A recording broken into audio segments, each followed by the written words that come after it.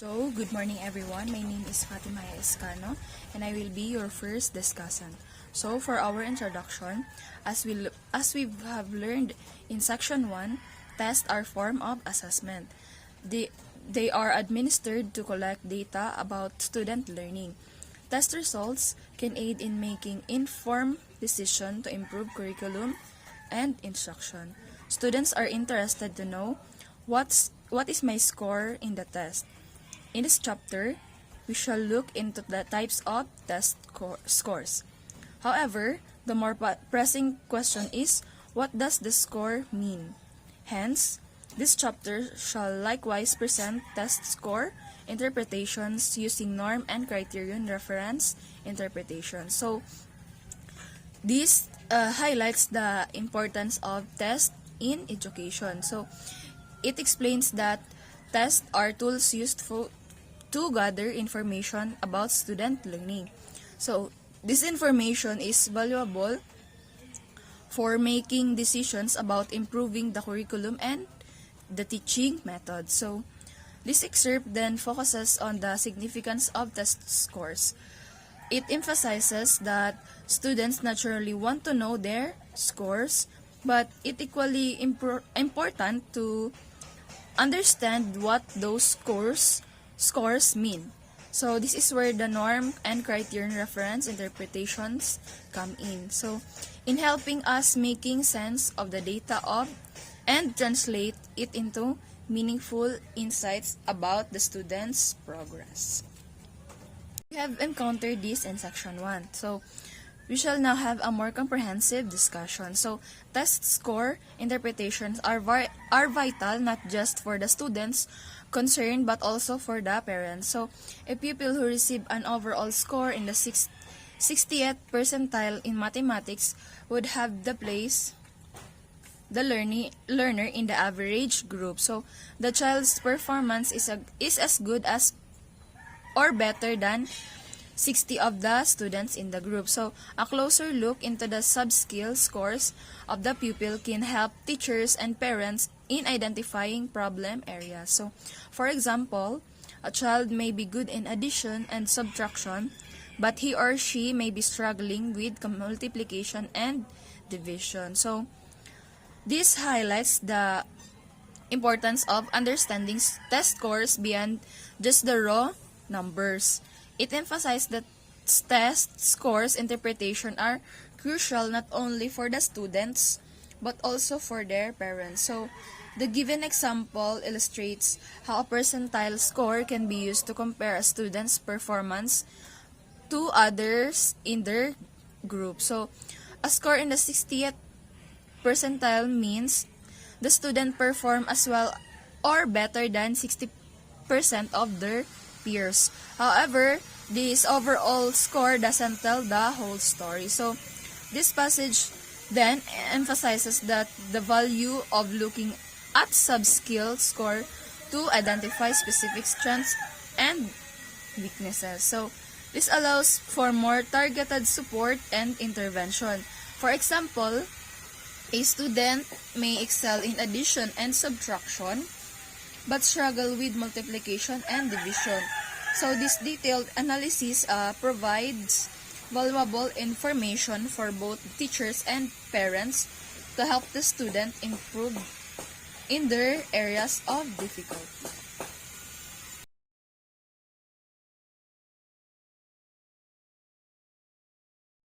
So, I'm the second reporter. My name is Jenny and B. Artis. So, this So, types of test score. A row and percentage score. Percentile ranks standards score. A. C score. B. T score. C. Steadiness. D. Normal curve equivalent. And E. Developmental score.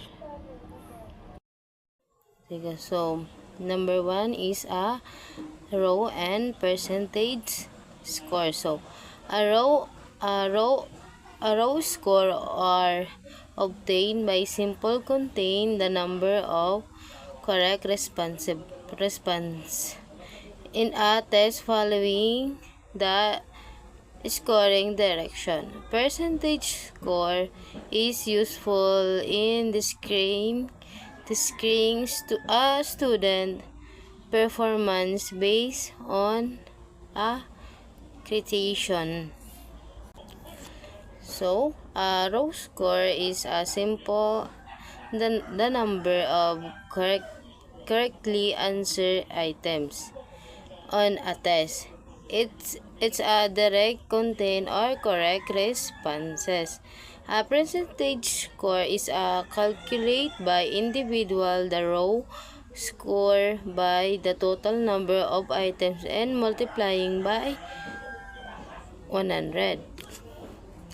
So so a row score is the number of correcting answer, while a percentage score is a row score expressed as a percentage of the total possible score. So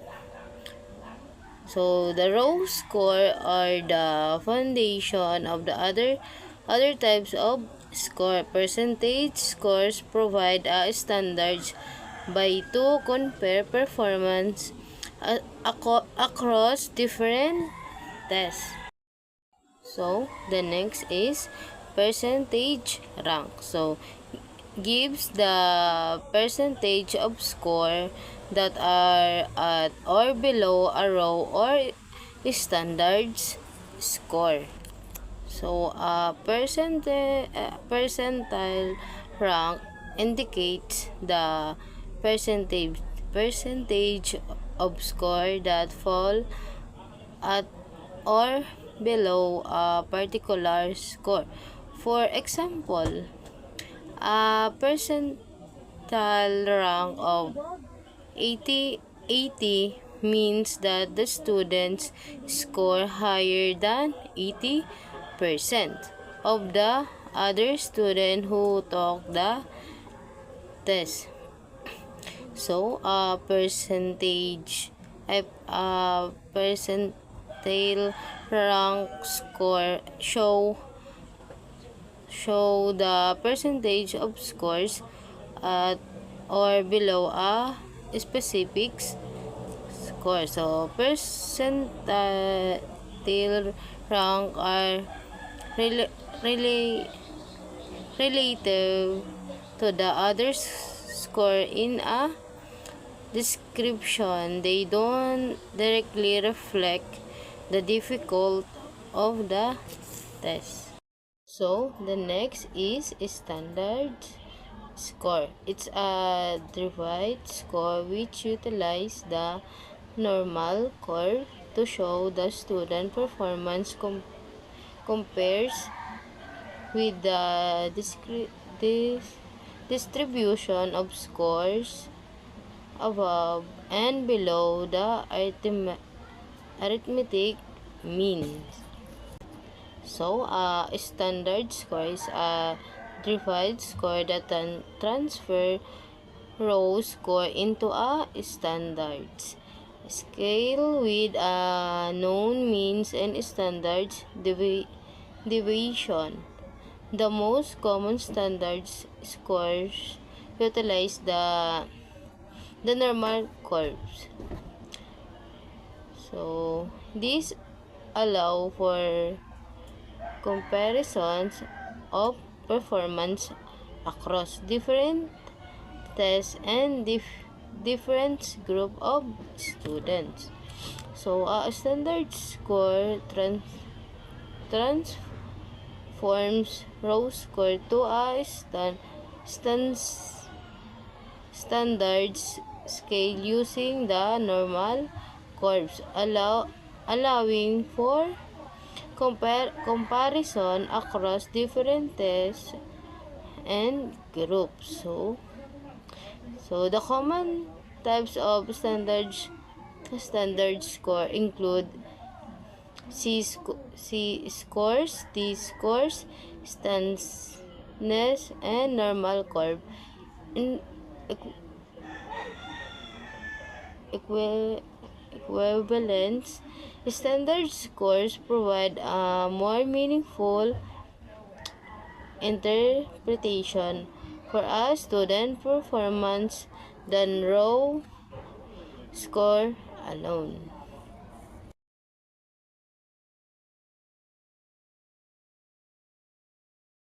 Ang Z-score ay isang standardized score na nagsasabi sa iyo kung gaano karaming mga standard deviation ang isang data point mula sa means average ng isang dataset.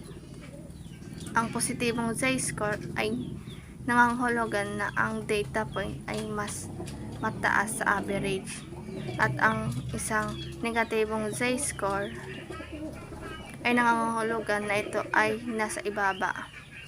Kung mas malayo ang punto ng data mula sa average, mas malaki ang magiging ganap na halaga ng Z-score. T-score are like Z-score but without negative number, because some find negative Z-score discouraging. T-score are used instead.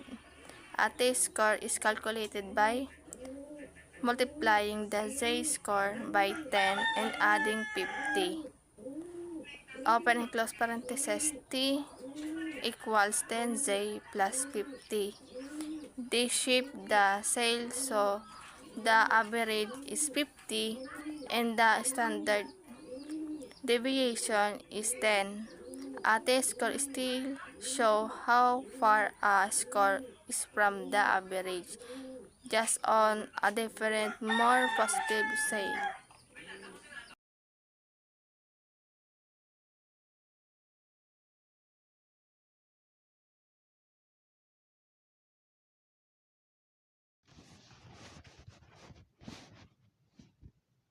Good day everyone, especially to you ma'am. I am Cyril C. Di Solo, the next reporter, and I will be discussing stunning and normal curve equivalent.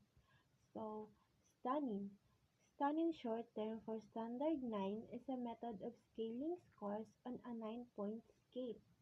A raw score is converted to a whole number from low 1 to a high 9.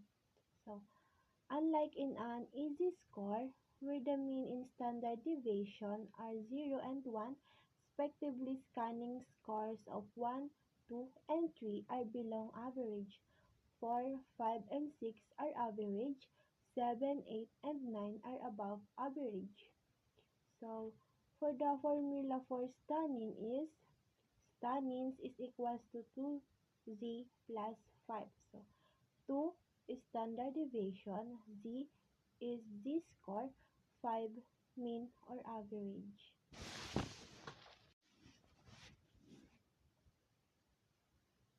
And as you may have noticed in preceding discussion, the standard scores and percentile ranks communicate the same thing in slightly different ways.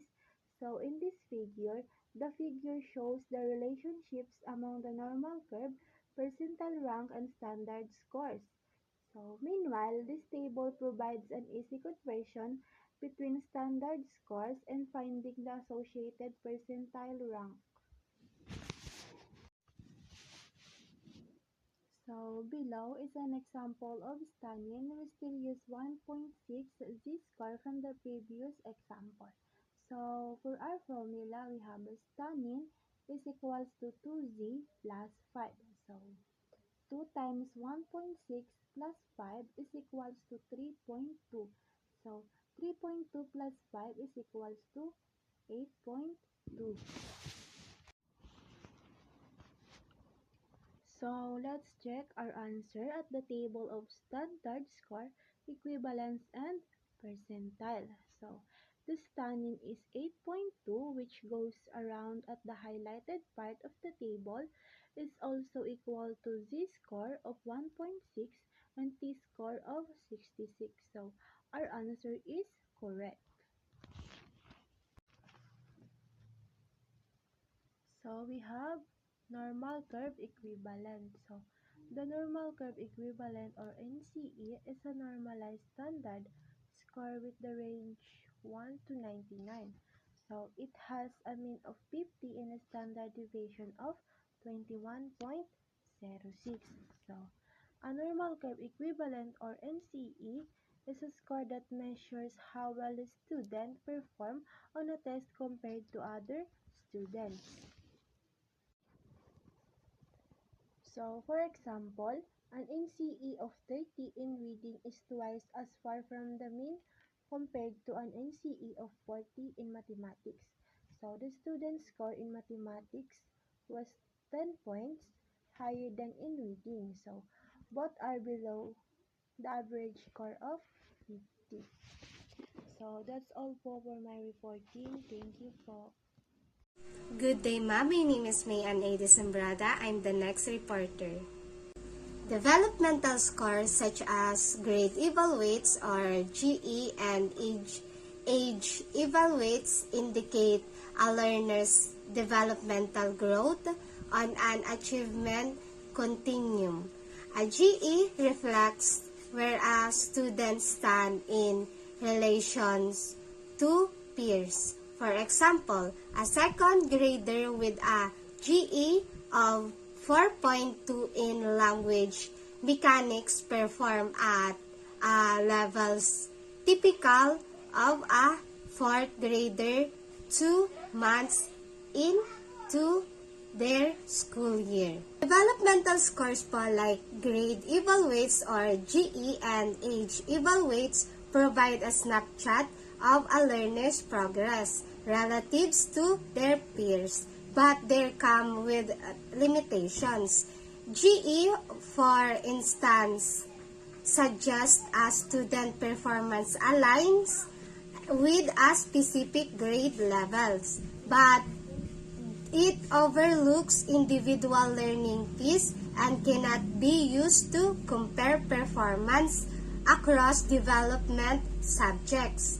Similarly, age evaluates scores while indicating a child performance relative to age norms. Don't guarantee that they can actually perform at that level.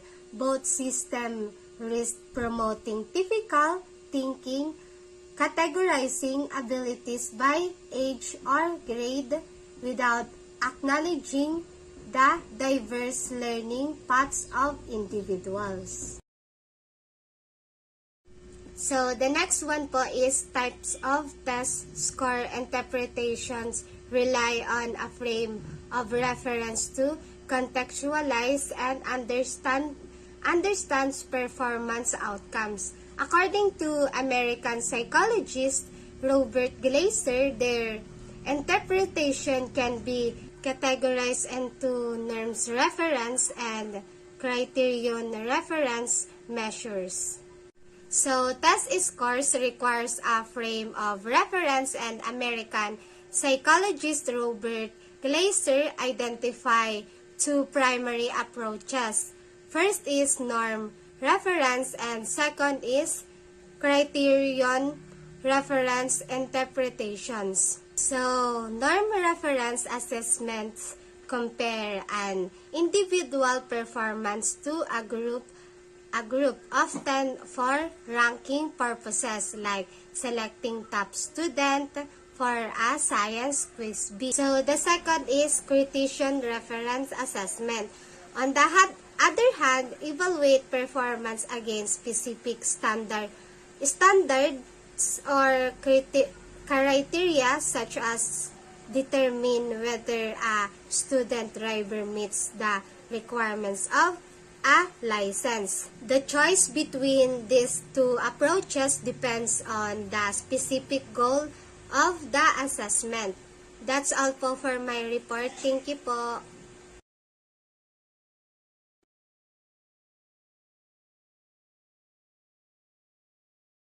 Norm reference interpretation. The term norm originated from the Latin word norma, which means precept or rule. By definition it pertains to the average score in a test apart from school average norm. There are other types of norm. that can be reported international, national, and local. Norm groups and special norm groups. Students who are visually impaired. Compares a person's score to a group of other people score.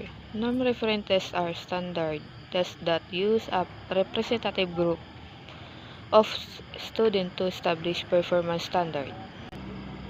Norm refer to all that cultural knowledge needed to fully understand a communication event. Norm reference interpretation are explanation of a learner performance in comparison with other learner of the same age or grade. A learner knowledge is graded in terms of his/her position in the norm group. The use of standard score and percentile rank are common in norm reference interpretation to say that the child placed 8 in a readings class is a norm reference description. A child score a reading assessment at the 85 percentile is another example. This means the child scored better than 85% of the student in the group.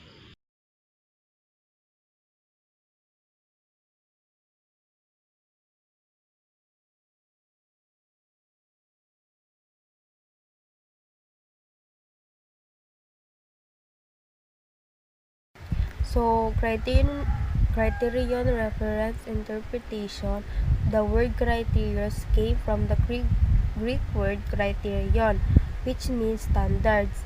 And so, criterion reference interpretation provide meaning to test scores by describing what the learners can and cannot do in light of standard. So, the test scores allow for absolute interpretations and not comparative. So, a learner's performance is explained in relation to a predetermined criterion of mastery. So, the mastery test generate criterion reference interpretation. So, do teacher made test, skills test, competency test, performance assessment, and licensure examination. Criterion reference interpretation is a method used primarily in education to evaluate a student's performance based on a set standard rather than comparing it to the performance of other students. So, this approach focuses on whether a student has achieved a specific level of understanding or skill as defined by educational criteria. In contrast to norm reference assessment, which ranks students against each other, criterion reference assessment help educators determine what a student knows and can do in a relation to predetermined learning objectives. For example for that is a mathematics class. A criterion reference test might assess a student's ability to solve quadratic equations. So the test would have a clear set of expectation indicating the steps students need to take to solve such as equations successfully. Foregoing discussion revealed the difference between the two major frames of reference. Despite the differences, there are also commonalities. Mailer-Lin and Gronland 2009 stated that no required specification of the achievement domain to be measured as well as relevant and represent the samples of test items. So they added that the same test item rules expected for item difficulty are followed and the principles of validity and reliability are still observed. Thank you. this clarity allows teacher to identify specific areas where students excel or struggles, enabling targeted invention. Students are encountered to achieve understanding at their own pace, so which can reduce the pressure associated with competition among peers. For instance, in recent years, many educators have adopted personalized learning plan that incorporate criterion reference assessment. So these plans allow students to progress once they demonstrate mastery of their materials rather than adhering to a fixed timeline determined by their classmates and speed.